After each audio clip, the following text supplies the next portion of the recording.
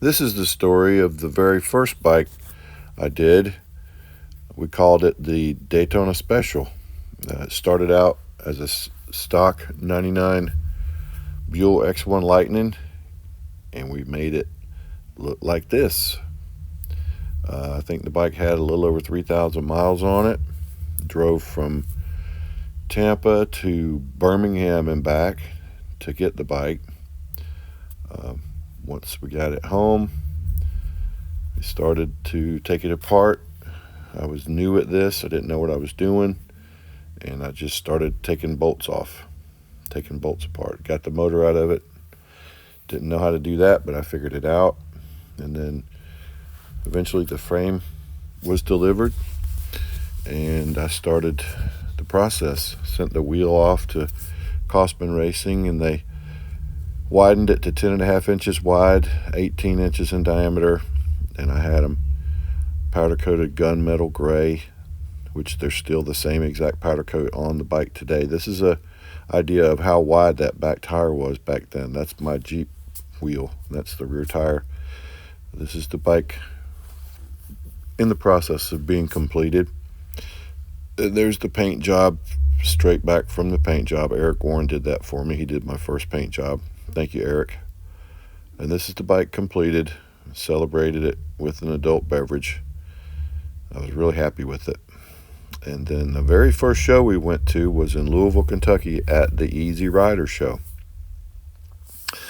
They let me put it on a turntable, which was a highlight. I didn't win any awards. I did get to meet Billy Lane.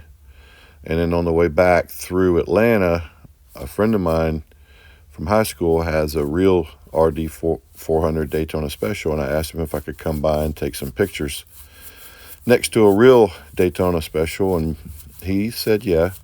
And it was a pretty neat little thing to see a hot rod Buell Daytona Special next to a real one. And then we got chosen for a magazine article in Motorcycle Cruiser magazine. I was on top of the world, man.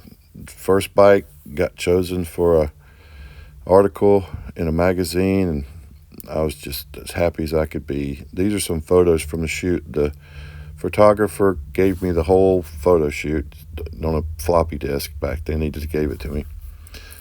These are some of the photos from that may or may not have made the magazine. I don't remember. He probably made 20 pictures of me riding it back and forth. It was made over north of Daytona, right on the Atlantic Ocean. This is the cover of the magazine. It was Motorcycle Cruiser. Came out, I think, in 2005. The bike was already sold when the magazine came out. I didn't even own it any longer.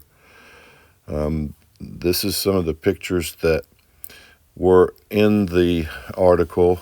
They chose what they wanted to use, and they picked some good ones. There's the front wheel, obviously. I did some safety wiring on it for the brakes and stuff. Excuse me. That's the outer support plate for the front pulley. And then I don't know who that guy is. He's not around much anymore. He's doing other things now, like working on motorcycles. Then the bike was sold in early 2005. Didn't think I'd ever see it again. And then in January of 24, the owner contacted me just out of the blue and sent me these pictures. These are straight from his cell phone at his house. And we talked for several days, and it was located in Atlanta, Georgia. And we came up with a price, and I drove to his house and put it on the trailer. There it is. That's the first bike I built when I started building motorcycles. The very first one. And the owner called me and contacted me and asked me if I would like to buy it back. And I did. And so I wanted to show everybody this bike. He changed the front fender out to a carbon fiber fender because the original fender was plastic and it cracked, but I have the original fender. The paint's all original. He wrote it. It's a little bit dirty, but it's in great condition. And that's what I wanted to share with everybody. It even had the original keychain that I sold it with that came with a 99 Road King I bought at Sunset Harley Davidson in Newport Richey. The dealership's long gone now, but that key stayed with the bike. So we brought it home and started going through it. I'm not going to tell no stories. It wasn't in quite the condition that I thought it was, but that's okay because I know the bike and I know how to make it right. And we went through it with a fine-tooth comb. New tires, new battery, carburetor, wire, everything, wiring. We had to go through it, and worked on it for about 2 weeks. But it will start as quick as you touch the start button.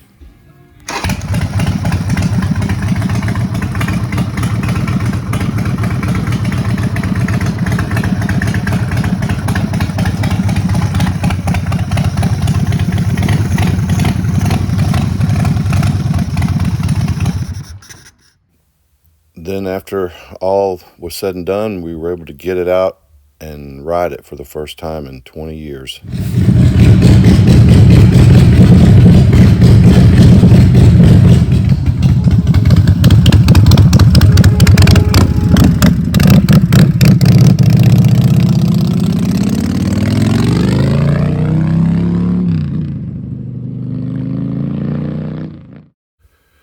Getting this little bike back inspired me to go back and look at all the bikes I built and all the things that I accomplished in that short period of time.